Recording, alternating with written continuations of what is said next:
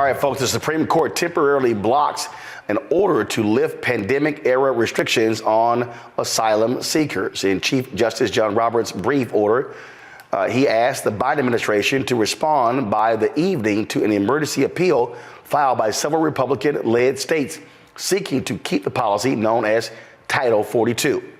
They want to keep that in place to slow an expected increase in migrant crossings.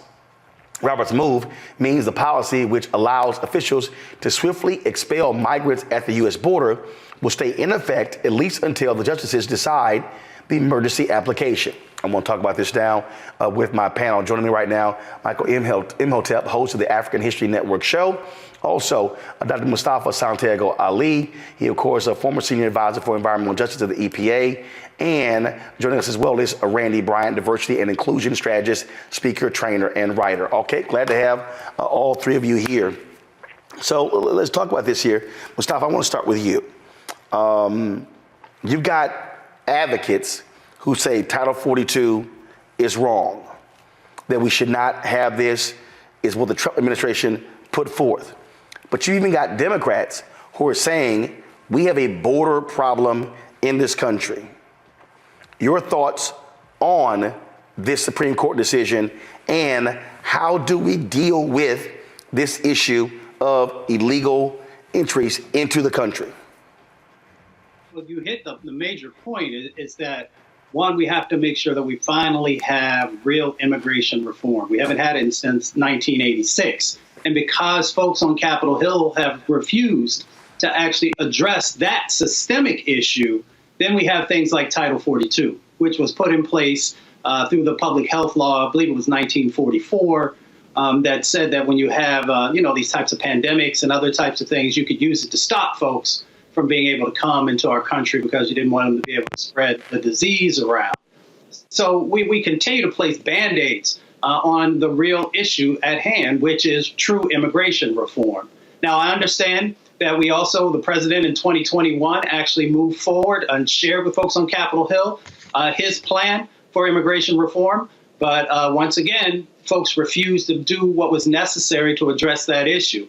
We understand also that folks use immigration as one of those voting sort of wedges, if you will. Especially Republican brothers and sisters love to use that to sort of rally up their base, to raise money, and a number of different dynamics that are going on. So this is, we do have a serious problem at the border, but if we're not willing to deal with the real root of the cause, then we're going to continue to kick the can down the road, and we're going to continue to have, these situations where we have massive amounts of people who are trying to come to a country where they can have a better life, just like folks did from Europe.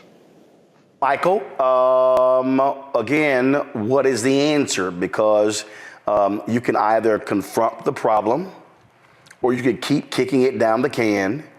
You can keep watching Fox News and others make this a major, major issue, or you can actually deal with it. Is there a political will to actually confront the problem in America? Well, I don't think Republicans really are not serious about dealing with when it comes to immigration reform. And you're going to have you probably have some Democrats who are really not serious about it as well. But there has to be real immigration reform.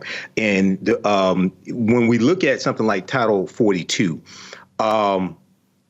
it's a complicated situation. And the reason why it's complicated is because you're going to have the resources in place. You're going to have the manpower in place to handle this influx of migrants that are just on the other side of the border. It's approximately 130,000, 135,000, something like that. So when you remove Title 42, you're going to have this influx coming in. And I guarantee you the Biden administration does not want that playing 24 hours a day on Fox News as well. Now, what's important to understand, yes, it's a humanitarian issue, but also this deals with U.S. policy to Central American countries going back the last 50 years, in some cases the last 100 years. And the reason why I say that is because a lot of the conditions that people from Central American countries are fleeing from, U.S. policies help to shape those conditions as well. So you have chickens coming home to roost at the same time. Okay, so and the other thing that's really, I think, really important to understand, Roland, is really understanding the history of immigration laws in this country and how these immigration laws were shaped to create largely a white country, going back to 1790, when you had the first Naturalization and Immigration Act of 1790. So this is a very complicated issue, and I know you're going to have Republicans saying, "Oh, they're taking our jobs." You got 10 million available jobs right now, okay, at the same time, and a 3.7% unemployment rate at the same time. So this is a complicated issue, but you're going to have the resources and manpower really put in place to handle this influx that's about to come here. The thing here, Randy, that is interesting whenever I had this conversation, I had some idiots out there who were saying, oh, Roland Martin was saying, you know, we've got to allow these people in.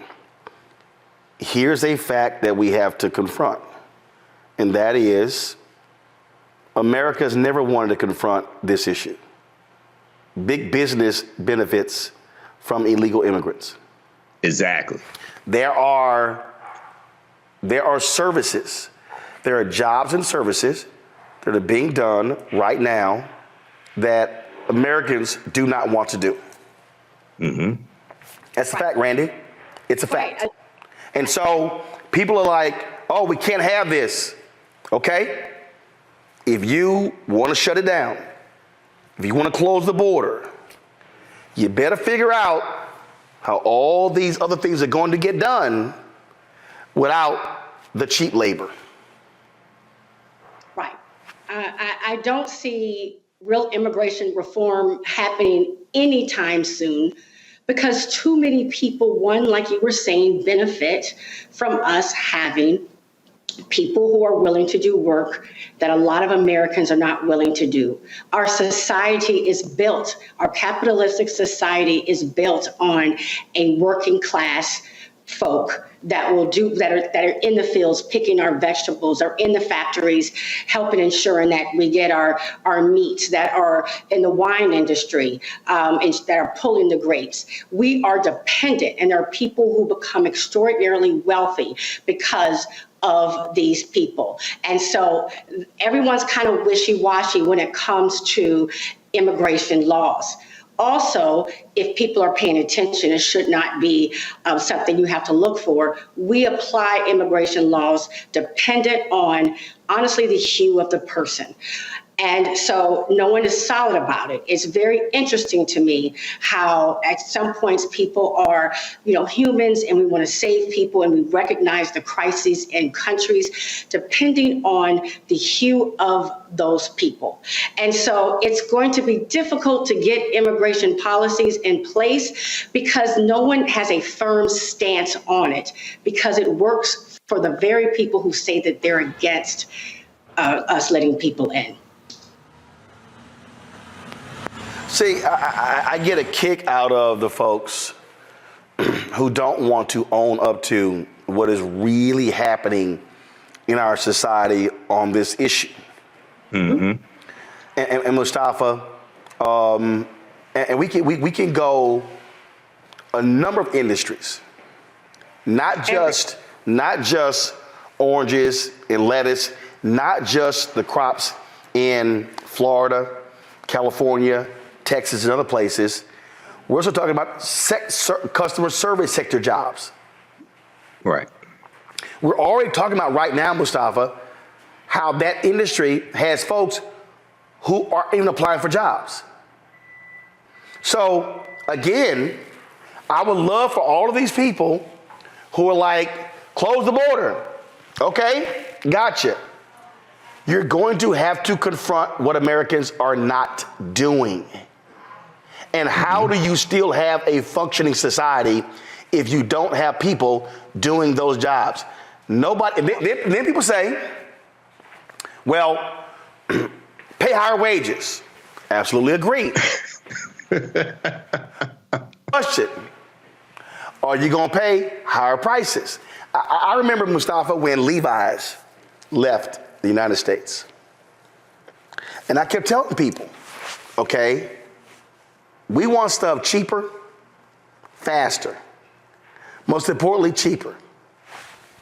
You can't keep making cheap goods, but you're demanding $15, $18, $30 an hour. Right. I say, y'all, money is money. Business is business.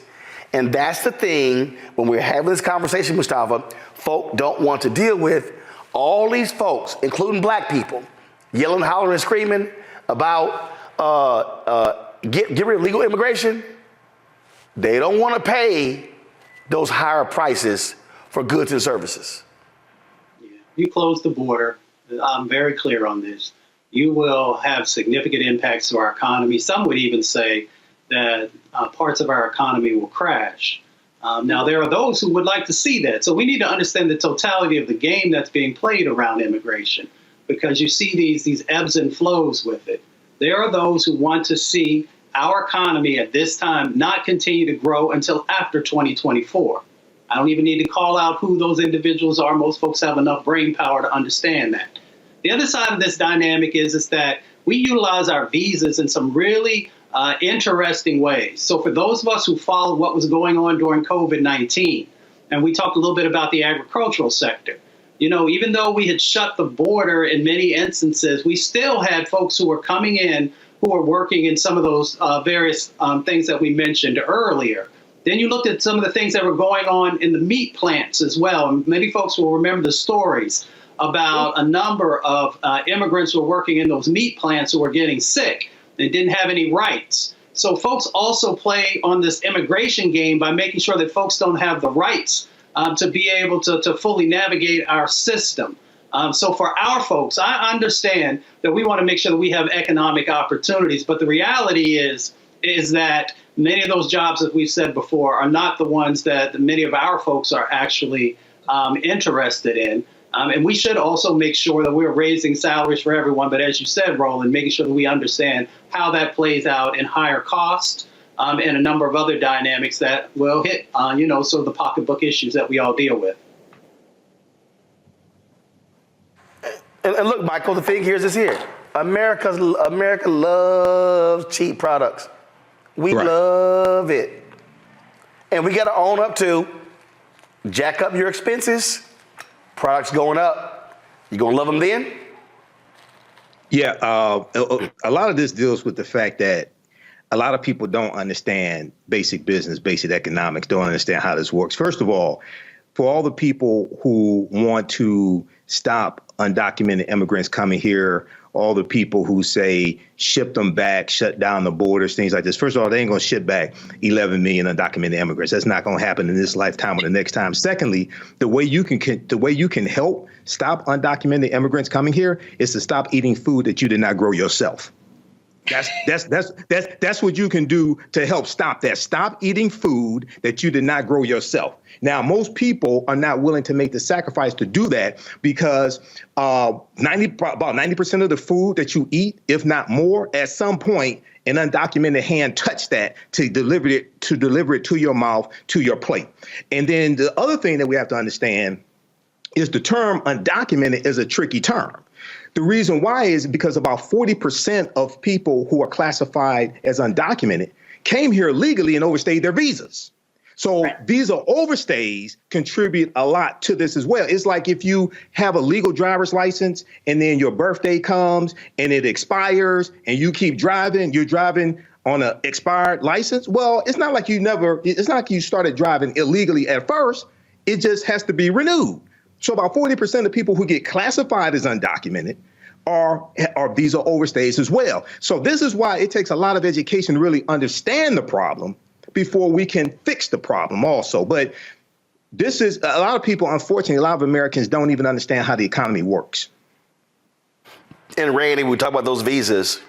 There's a lot of companies, a lot of industries that rely on those work visas for people, especially in technical areas, to work in these companies. That's exactly what I was thinking. Particularly the tech industry is absolutely dependent on us having immigrants that come and support these companies. But they also have the money. They also have the money to ensure that these visas don't necessarily become expired. And so it also depends on how we want to use people. I mean, if we're being very honest, to me, immigration reform is about the selfishness of us as a people. We don't want to give up anything. We do appreciate the value that people bring to our country, and yet at the same time, we don't want them to fully be Americans. We like to cast them out, particularly when it's time to vote. Hate, as we have seen the last several years, gathers voters. It excites people. And so people get really excited when you talk about blocking people and not liking people. But if people were to really realize that we could not make it, our economy would absolutely stop without these people, it would change the game. But they don't see that part. They really just, a lot of people just are seeing the hate. And of course, we might remember Donald Trump was one of the people who was yelling loud and screaming. Yes. And he was using a whole bunch of these illegal immigrants at his properties across the country. Exactly. And that's all I'm saying. All right, folks, back to our Roland Mark Unfiltered video in just one moment. When you talk about blackness and what happens in black culture, we're about covering these things that matter to us, speaking to our issues and concerns. This is a genuine people-powered movement. There's a lot of stuff that we're not getting. You get it, and you spread the word. We wish to plead our own cause.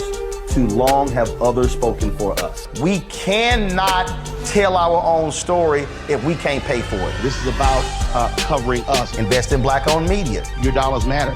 We don't have to keep asking them to cover our stuff. So please support us in what we do, folks. We want to hit 2,000 people, $50 this month, raise $100,000. We're behind 100,000, so we want to hit that. Y'all money makes this possible.